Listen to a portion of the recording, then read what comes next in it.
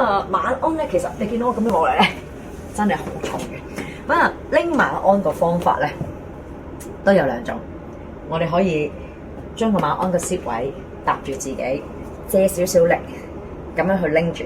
咁或第二個方法就係將個馬鞍攞兩隻手拎住。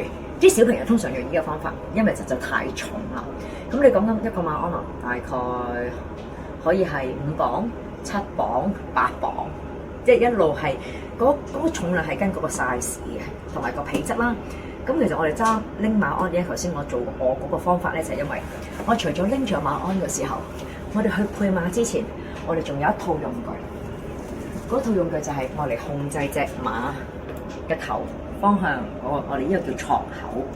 咁我哋咧上馬鞍嘅時候，我哋冇咁多隻手噶嘛，所以通常咧個戳口咧，我哋就會好似個手袋咁擺喺度，擺個膊頭嗰度，然後另外一手咧就扶住個馬鞍咁去行。係啦，呢個係一個正確嘅上馬鞍方法。